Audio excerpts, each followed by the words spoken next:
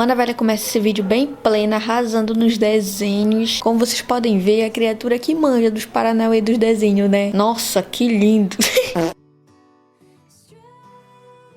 Tudo começou no dia 30 de maio de 1995, às 5h16, em Macapá, capital do Amapá. Minha mãe ficou horas em trabalho de parto, e se já não bastasse o sofrimento da criatura, na hora dela fazer força pra me ter, ela acabou fazendo o número 2. Sim, é isso mesmo que você tá pensando. Eu, Jéssica Maria, nasci toda carregada de bosta.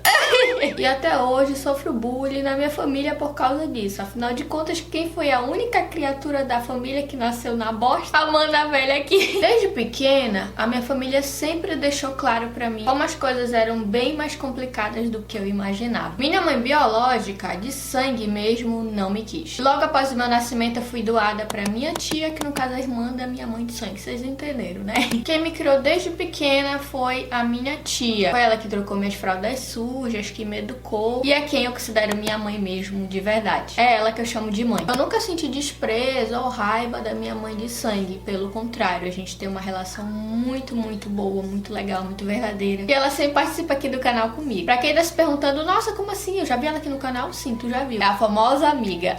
Lembra da parte complicada que eu falei? Pois é, meu pai biológico era mais ausente que frio em Macapá. E olha que frio em Macapá é uma coisa absurda.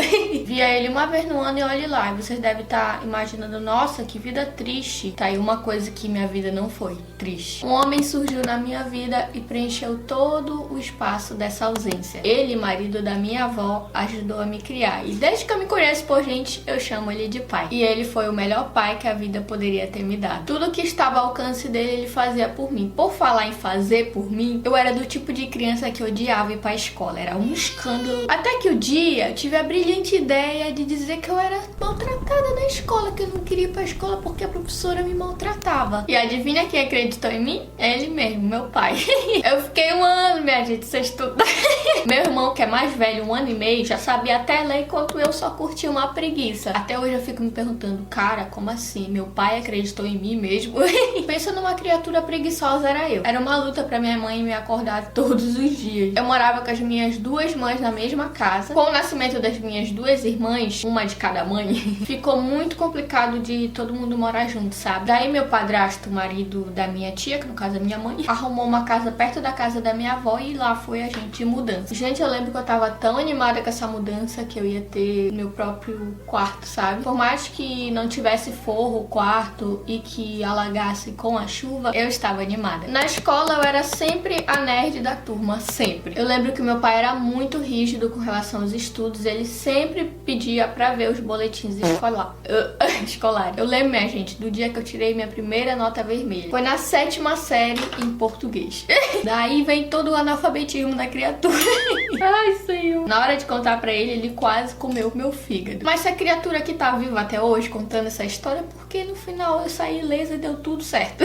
Gente, eu não consigo abrir o bagulho. Quase toda a minha família é cristã e eu sempre fui frequentadora da Assembleia. Eu lembro de não concordar com vários pontos da igreja. Eu não entendia muito bem o porquê as minhas amigas podiam usar calça jeans e eu só podia ir de saia pra escola. Várias vezes eu me questionava sobre essas coisas de poder e não poder usar, mas como eu fui ensinada desde pequena, eu acabava deixando pra lá. Lembro de ir em várias igrejas cantar e por várias vezes eu senti realmente a presença de Deus, coisa que eu nunca saberia explicar. Eu realmente me sentia muito bem adorando a Deus. Lembra daquela casinha que não tinha forro e alagava quando chovia? Eu morei uns bons anos nela. E como nem tudo na vida é perfeito, eu morava com a minha mãe de criação, a minha irmã, que no caso é minha prima, porque é filha da minha tia, mas eu considero como minha irmã, porque eu fui criado com a mãe dela. Eu sei, é complicado. E morava também o meu padrasto, que no caso é meu tio, porque ele é marido da minha tia. Eu sei, vocês estão bugados. Ele era um homem do bem quando tava sóbrio, mas quando ele bebia... Eu lembro, assim, por diversas vezes ele chegar porra em casa, arrumar confusão. Eu não entendia o que tava acontecendo, eu não sabia por que aquilo tinha que acontecer com a gente. As coisas apertaram e a gente saiu da casa alugada e teve que ir morar em outro lugar. Minha avó tinha um terreno, aí o que ela fez? Ela deu pra minha mãe e com muito suor e esforço a casa levantou. Pensa Pensa na animação do primeiro quarto, aí tu multiplica por 1000 vezes, era a minha animação com o novo quarto. Lá tinha forro, não tinha goteira e era muito maior. Lá tinha um quintalzão imenso, eu brincava muito com as minhas colegas vizinhas. Foi uma época muito boa. Só que essa felicidade ia por água abaixo quando eu vi que tudo ia se repetir novamente. Eu lembro da gota d'água. Foi num dia em que meu padrasto chegou porre, querendo tacar fogo na casa. Eu fiquei tão assustada com tudo aquilo que eu acabei ficando sem ar, minha traqueia fechou e eu não conseguia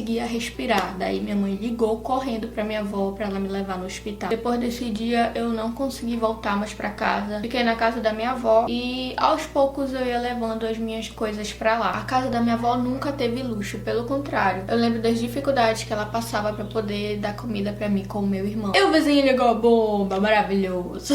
Vocês ignoram esses barulhos de fundo, pelo amor de Deus, que hoje tá impossível mesmo, mas eu tenho que gravar esse vídeo. Deixa eu falar um negócio pra vocês, não é um tutorial de maquiagem, por isso eu não dei zoom na minha cara, tá? Por favor, não xingue nos comentários. Toda vez que eu gravo um vídeo de bate-papo, o intuito não é mostrar minha maquiagem, não é um tutorial, entendeu? Por isso que eu não dou zoom na minha cara. Só pra deixar claro antes que vocês deem na minha cara. No dia do meu aniversário, a gente ia fazer um culto de ação de graças, mas fomos pegos de surpresa com o roubo da casa da minha avó. Levaram tudo e ainda mataram a nossa cachorra Paulada. Foi um dos piores aniversários. Mas nem só de dias ruins se vive, né? Graças a Deus que eu tive muito mais momentos bons do que ruins. Eu brincava muito com meu irmão. No caso, morava eu, minha avó, meu pai e o meu irmão. Meu pai deu uma pasta e um caderno pra cada um e a gente tinha reforço em casa e era muito legal. Eu lembro que ele mesmo fez o nosso banco e a nossa mesa de madeira e era lá que a gente fazia as nossas lições. Meu primeiro trabalho foi vendendo bichinho de miçanga. Não sei se vocês lembram dessa época, da época da sandália de miçanga.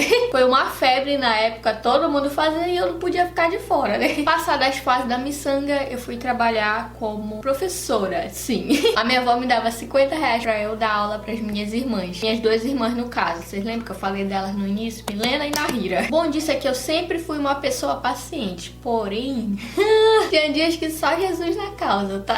Aos 15 anos eu tive aquela famosa fase rebelde. Eu era mal educada, respondona, não queria saber de estudar. Tipo, eu era um cão e pessoa, mas essa fase não durou nem 2 anos e logo eu me ajeitei. Lembra dos questionamentos que surgiram na minha cabeça? Do que poder e do que não poder usar? Pois é, eles estavam muito mais presentes aos meus 16 anos. Eu ainda frequentava a igreja, os cultos, porém eu não sentia mais a presença de Deus. Era um vazio tão grande, mas tão grande, que eu comecei a frequentar com menos frequência até deixar de ir. Talvez Deus tenha se afastado de mim, ou eu me afastei dele, não sei. Tipo, são perguntas que eu não tenho a resposta. Eu sempre fui muito amante de beleza, assim. A primeira vez que eu me deparei com um tutorial de maquiagem, eu pirei na onda. Eu lembro que eu tava navegando pelo site da Capricho e o primeiro tutorial que eu assisti foi o da Carol Pinheiro. Era um tutorial bem, tipo, caseirão, assim, sabe? Ela lá no quartinho dela. E eu fiquei muito encantada com aquele mundo inteiro. Os meus olhos amendoados não piscavam nem um segundo. Eu me recordo de baixar todos, sim, todos os vídeos da Carol Pinheiro. E depois de baixar, eu ia lá e tentava reproduzir, sabe? Do jeito que ela tava fazendo, eu tentava fazer em mim. Aí eu conheci o canal da Júlia Petit, adivinha o que eu fiz? Te dou uma bala se tu acertar. Eu fiquei encantada de novo e baixei todos os vídeos dela. Eu era muito apaixonada por aquela mulher e na época eu achava que eu tava arrasando na maquilagem. Mas hoje eu vejo que eu era muito iludida e não sabia de nada. Um dia, na véspera do meu aniversário de 17 anos, eu tive a brilhante, sim, brilhante ideia de gravar um vídeo e postar no meu canal. Pasme, eu tinha acabado de acordar, a cara mais inchada da face da terra e o desânimo em pessoa. Sim, era eu. Eu lembro que eu morria de vergonha das pessoas saberem do meu canal, gravava tudo escondido. E só depois de um tempo que eu contei que eu tinha um canal no YouTube. Eu não sabia quase nada de edição de vídeo, mas eu arrisquei. Resultado disso, peguei o gosto pela coisa e 6 anos depois continuo aqui, firme e forte, bem plena e bem musa. Logo no começo eu usava uma câmera emprestada da minha tia. Só que era bem complicado, porque eu ficava pouco tempo com a câmera. Já que a câmera não era minha, eu tinha que devolver, né? E consequência disso era pouco vídeo no meu canal. Mas eu sempre ali me esforçando pra fazer dar certo e eu consegui comprar a minha primeira câmera. Naquele mesmo ano de 2012 eu me formei no ensino médio e um dos maiores presentes que o ensino médio me trouxe foram meus 2 melhores amigos, o Lucas e a Jéssica, que estão comigo até hoje. E por falar em presente, aos 18 anos eu consegui meu primeiro trabalho de carteira assinada. Eu fiquei 2 anos trabalhando e eu aprendi muito naquela empresa. Foi só trampando mesmo, vendo de perto o trabalho que eu tinha de conseguir o meu dinheirinho, que eu comecei a valorizar o dinheiro da maneira que tem que ser. Com isso, meu canal foi crescendo e tava tudo dando certo. Mas aí veio a cobrança do que eu vou fazer depois de formado, o que eu faço da minha vida agora. Eu precisava começar uma faculdade, afinal eu tinha que dar orgulho pra minha família. Mas eu percebi que se eu escolhesse a faculdade, o meu canal iria por água abaixo, porque eu ia precisar me dedicar 100% à faculdade. Afinal de contas, era o meu futuro que tava em jogo. Foi aí que, conversando com o Ranil, ele passou por um dilema parecido também. Ele me disse: te dedica 100% ao teu canal, faz de tudo impossível por ele, se não der certo, tu começa a faculdade. E foi o que eu fiz, me dediquei 100% ao meu canal, e o resultado disso foi o tão sonhado 100k, que pra mim era muito distante, e no final eu consegui. A pressão de começar uma faculdade ainda era muito grande em cima de mim, mas eu só focava no que eu amava fazer: gravar vídeos e transmitir minha alegria pra vocês. A real é que nunca foi fácil, sabe? Desde o começo eu sempre passei por dificuldades. Trabalhei de graça sem ganhar nenhum tostão durante 2 anos, mas nunca deixei a peteca cair. E aqui estou eu contando a história da minha vida pra vocês. Tem dias, manos velhos, que dá mais errado do que certo, mas a gente continua aqui na luta, né? Em busca dos nossos sonhos. E um desses sonhos era chegar no tão sonhado 1 milhão de inscritos. Coisa que na minha cabeça só é chegar em 2069. Eu agradeço muito a Deus por ter me dado saúde pra não parar com o meu trabalho. A vocês que são tudo pra mim, que sempre me acompanharam, sempre me apoiaram, mesmo com todos os barulhos de fundo, os vizinhos, vocês sempre estiveram ao meu lado. A minha família por me amarem e terem orgulho de mim, mesmo eu não tendo uma faculdade. Principalmente a minha amiga, que sempre me ajudaram com os vídeos quando eu morava lá na casa da vovó. Hoje eu tenho a minha casinha, mas sempre quando eu peço ajuda delas, elas sempre estão dispostas a me ajudar. A amiga ama participar aqui do canal, vocês amam mais ainda quando ela aparece. E ao meu namorado por me auxiliar, supervisionar e por me ajudar a tirar as ideias mais loucas do papel e fazer acontecer. E por nunca deixar de acreditar no meu potencial. Eu sou muito sortuda por ter pessoas incríveis do lado de cá e do lado daí da telinha. Independente de onde você estiver, vocês todos são minha rocha e eu devo tudo a vocês. Muito obrigada por tudo. Eu amo todos vocês com todo amor que cabe no meu coração. Feliz 1 milhão da Gé.